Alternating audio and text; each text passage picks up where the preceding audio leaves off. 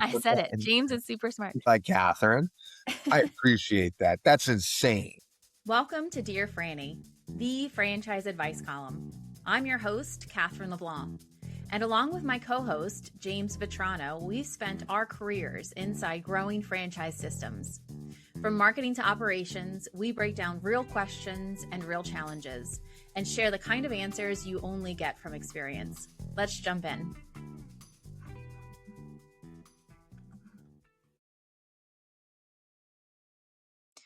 Thanks for joining Dear Frannie. I'm your host, Katherine. And I'm her co-host, James. Hey, James. Hey, Katherine. Okay, so jumping right into our this or that question, should I keep everything at the FAC level or break franchisee voices into purpose-built communities? Oh, geez. I don't like this question. FAC. I say keep it at the FAC level. Do you not like this question because you don't like working with people? Love people. I just don't like it when they disagree. That's So, now we got it. Now we got it. so my thought is, look, I would rather have the caveat on this, since we've gotten into caveats on our this or that, is size of a franchise system, right?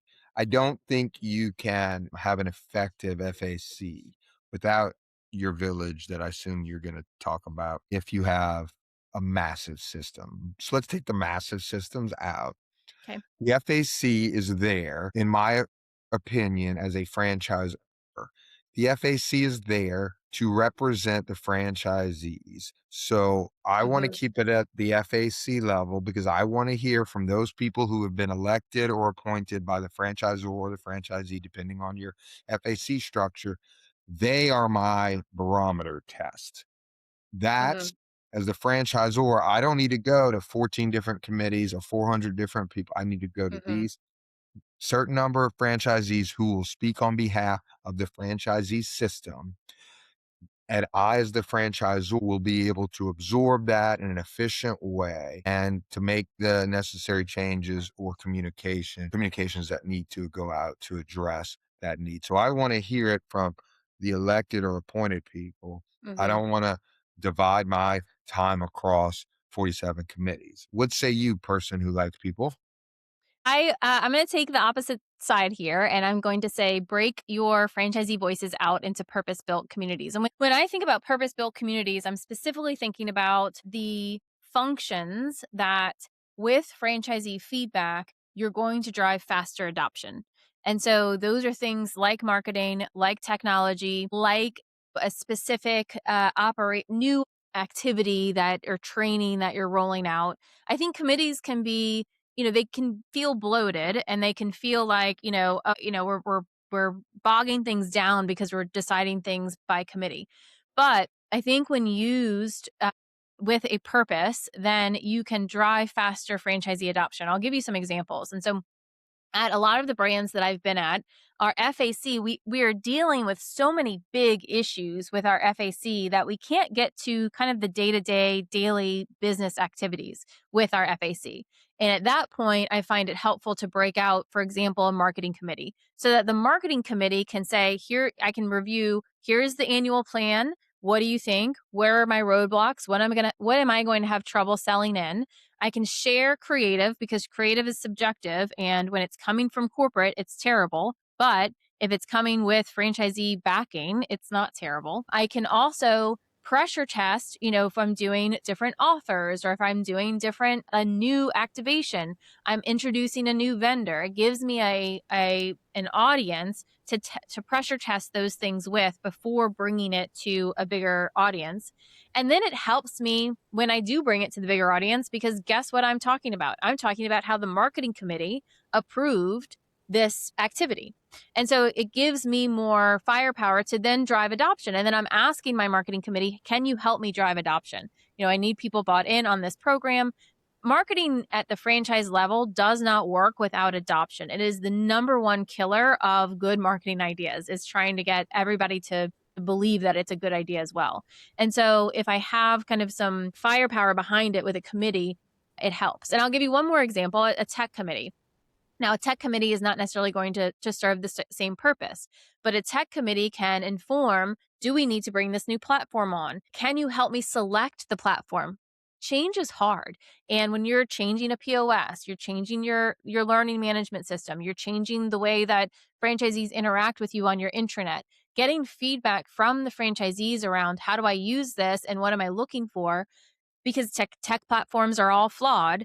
It also helps you see those flaws before they become the straw that breaks the camel's back when you go to roll it out. And so I think for a purpose-built committees and smaller groups make sense. Well, of course, marketing would want marketing help. So marketing doesn't have to take the brunt of the marketing problems.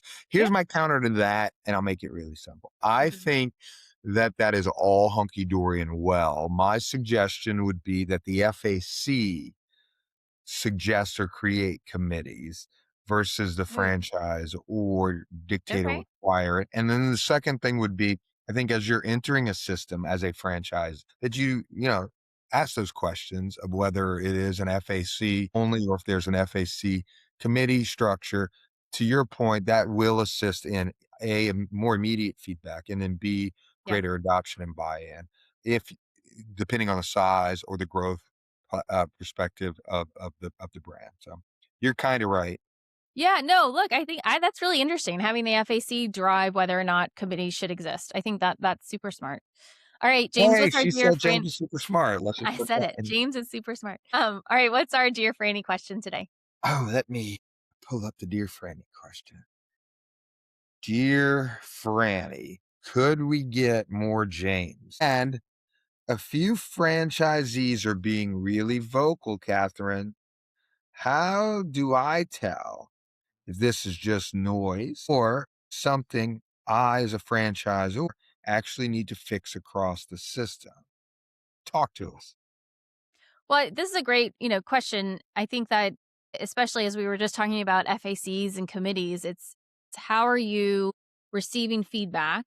And then what is your process for reacting and processing that feedback? Because everybody has an opinion. Everybody has an opinion on what is going right, what is going wrong, and they all believe that they are right. And so I think one challenge that I see is trying to figure out when franchisee feedback is a signal, when it's a canary in the coal mine, or when it is like not something that I need to jump on. And it often depends on the person that's raising the signal. And you have squeaky wheels and you have people who are only always complaining, but then you have the folks who only complain when it's really important to them. And so I oftentimes find that the message does get lost on the deliverer as well. How does it usually come up in the brands that Yeah. you've worked with, James? Well, look, I think there's a couple of things, right? One, I think if you decide to franchise, like you're welcoming in a variety of opinions and personalities, Mhm. right? So I think that if there's some issue by one or a few, it's never just noise, right? Okay. So I think first, is it an emotional issue that's individually focused or related, right? Two, is it a single unit or single franchisee issue? Okay. That doesn't mean you discount that, right? Like you're gonna have to deal Right. with the squeaky wheel or the different persona that may approach it either emotionally or from their individual unit. But I think if you hear it more than once, if you hear it from more than one location, you really need to maybe dive in.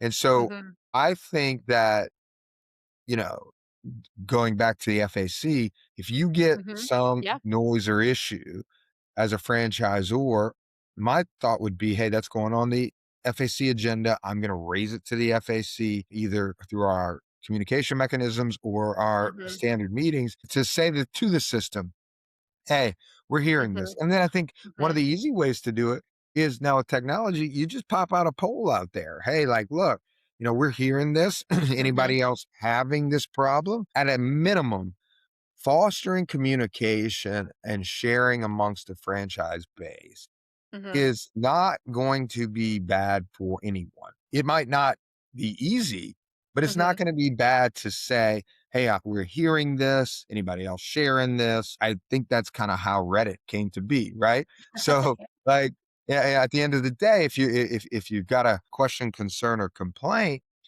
put it out there to the system to see Yeah. if it's alone. I would never turn a blind eye or push mute on somebody complaining. I would facilitate it because it's highly unlikely that it's a one person situation. Yeah, well, and I think that your framework is really smart of, is this a single unit issue or is this something that potentially impacts the entire system? And I do think that, certainly in the brands that I've worked with, I've not seen a feedback mechanism work seamlessly. And, one thing that I've always seen that we do is when somebody complains, we'll tell them, we'll bring that to your FAC member and they can decide if it's something that it's worth bringing to the FAC meeting. But you're taking I like the opposite of, okay, well, I'm going to bring this to the FAC and they're going, corporate team is going to bring it to the FAC versus us pushing back on the franchisee to bring it to their franchise representative. So I think that that's an interesting piece. The poll piece I think it's brilliant, but the level of franchise complaints that you get can range from really small to really big. Yeah. And so that might get a little bit overwhelming, but I do certainly think Well, that you can't use a poll and elicit feedback unless you're going to do something with it, right? So, well, like that's a that, great point. so I think it's not necessarily an exhaustive list. It's more illustrative of options out there with sort of Mhm. the takeaway being, if you hear something, share it, Mhm. and then put that barometer test to single unit, multiple unit. And if it's single unit, why? Because that could exist somewhere else.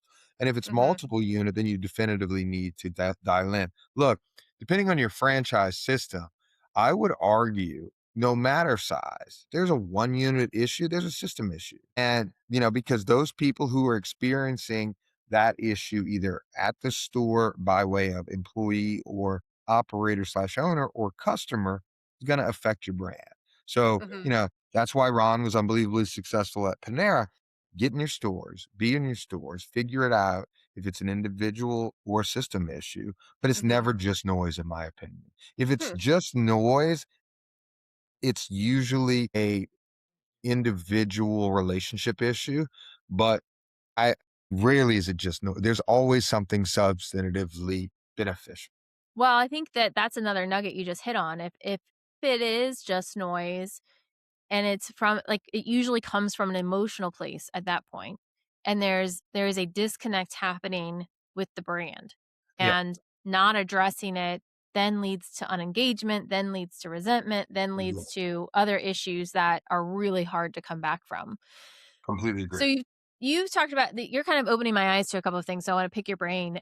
Yeah, You've talked about a process to get the feedback, validate the feedback with the franchise community. Now you validated it and it's time to do something about it. Tell me about, like, who do you involve and at what point do I guess the systems that I've been in where this reaches a crescendo is that the franchisee complaints are either things that we're working on and already in progress that may or may not be worked on in the way that the franchisee wants to be worked on, or they are things that we don't believe are going to be critical to the success of the location. And so they are deprioritized and not worked on. And then that communication doesn't always go well. So, in those instances where, okay, it's not noise, but it's not priority, what does the communication have you seen be successful as far as communicating to the franchisee? I hear you, but it's just not something we can work on right now. yeah. I'd look at it in three parts. One we're already working on in some form of fashion, right? So Mhm. if this ties into some initiative or some change that we're working on, we're going to immediately let them know where we are with that. So, hey, I hear your issue. We think this fits into this initiative. It's 3 to 6 months out. We'll keep you updated on where that is. Mhm. So at least we we look better as a franchisor. We're ahead of that. Or we've already Mhm. diagnosed it, so we tied it in. Second is if I hey, look, I hear you, but from a brand standpoint, we don't think that that's the way to go, right? Like we're not gonna offer tacos at the ice cream shop, right? But Mhm. here's why, right? I think it's Mhm. really Mhm. important to say, here's why. Maybe we did it in the past and it just didn't work, right? Mhm. And then is there a way to address the individual? So what is it you're getting at because you want to sell tacos, right? Yeah. That to me is both of them are communicative as well as informative and empathetic, right? The Mhm. third is really the stuff that I think is not embraced enough, which is like, hey, that's a great idea. We're going to have to take that away and determine if it's something that we can work in to our system, right? And I think Mhm. the first thing to do on those things, either A, B, or C, is pump it into one of your own stores, to one of your own corporate stores, right? We're going to take that idea Mhm. and Mhm. we're going to try it and we're going to see if like it impacts, it changes, it improves, it whatever we're looking to do so that I as the franchisor in my own stores and putting Mhm. that idea into work. And then look, we're going to update you on that. I think what really needs to happen is that's where marketing, franchise business consulting, and ops have to come, corporate ops, not franchise ops, have to come Mhm. together. And that third component of we aren't, we haven't thought about this. We're going to Mhm. take that in, work it around, and then come back to you with our feedback. And Yeah. at the end of it, all three of them our constant communication associated with where we are in those buckets. That's what I think has works and does Mhm. work. What about you? What do you think the headaches are when those things come up and or opportunities? Yeah, I know, and I think that you're kind of giving the benefit of the doubt that like every idea is a good idea. And that's where I'm Yeah, trying to think about on the ideas that are not good ideas terrible. or ideas that are Those are easy for compelling. me. If you have a terrible idea, I'm gonna be like, Catherine, I appreciate that. That's insane. So if you want to do that, you perhaps should go either open your own concept or Yeah. let's pull out the franchise agreement and have a Yeah. big person conversation. Well, and that, I think that's what I'm thinking about is like somebody who wants to change the line because they think it's better if the chicken's placed here versus here. And you're like, man, I have 30 restaurants that are doing this just fine. Like, why are we talking about this? Yeah, Right. I look, for me, that's an easy conversation, right? Like, And I who's having the understand. conversation? I mean, because I think Yeah, that that's it's sometimes got to come from leadership, you right? It's think got to come from, you don't think the yeah. the ops team or the FBCs should be handling some of that? I think I mean, look, I think there's an organizational structure, right? Yeah. But I think if, first it needs to come from the people who deal with the franchisee directly. And if the Hmm. franchisee is persistent and or insistent, then it needs to get bumped up. And in my executive experience, I have no problem, regardless of size, getting on the phone with Yeah. a franchisee. And I think if you're a huge franchisor or small franchisor, at some level of executive leadership that has true authority, like you gotta like put your ego in check and get on the Right. phone with For your sure. Pick up the franchisee. phone. Yeah. What is Well, it? and not only are you squashing, you're helping the franchisee feel heard because at the end of the day, that's what's the most important is that the Right. franchisee needs to feel heard, whether or not you Exactly. find the information valid or not. Well, and at the end of the day, the franchisor has to have somebody at an operational executive level that is actually in stores. Yeah. Because Yes. when you're talking to a franchisee that a good franchisee, whether they have 1 or 20 locations, that franchisee should understand his or her operations. And the Mhm. last thing that that Mhm. franchisee should have to endure is talking to some restaurant executive who has not been in a restaurant and worked in the last 6 months. Mhm. And I think as a side note, the next conversation needs to be restaurant executives need to be more restaurant and less executive. Well, and it's not just restaurant, right? Anytime that you are Ops. at every job that I've ever had, there is an element of working in the field.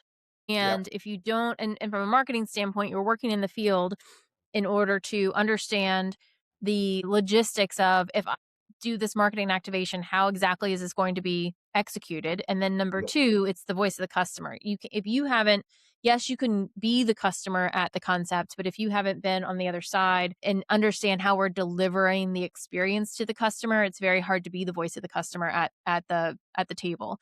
Yep. So I completely agree.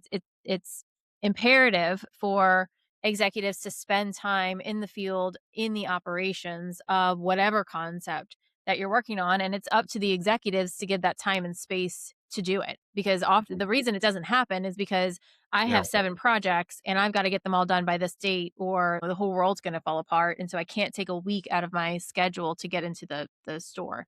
Too So, too yeah. corporate for restaurant ops can be a problem, or just ops in general. All right, Mhm. I'm asking it today. 'Kay. Give me your top 3 takeaways of Okay, today's. I got them. I wrote them down this time. Okay. So, number 1 is to identify if it's signal or noise, identify if it's a single unit issue. I think that was a really good framework. And then number 2, bring it to the FAC. So we don't always have to push them to go to the FAC. We can bring things to the FAC to get their take on it as well. And then number 3 is getting that firsthand knowledge of the ops, prioritizing that training or that experience or that time in the store so that you are credible to your franchisees, to your coworkers, and to your customers. What about you? Excellent. What's your top 3?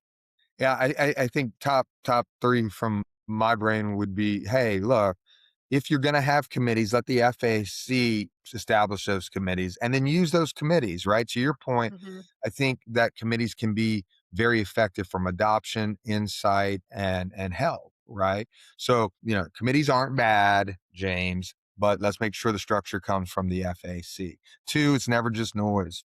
Like Mhm. you need to listen and figure out why and what's going on. So I would not ever discount or dismiss any complaints or concerns. It needs to be looked into. And then 3, I think put it in your buckets of what you're dealing with relative to the information coming from the franchise or the franchisee system, and then keep them continually updated on where you are, if it's something you're working on, something that isn't right for the brand, something that you haven't thought of.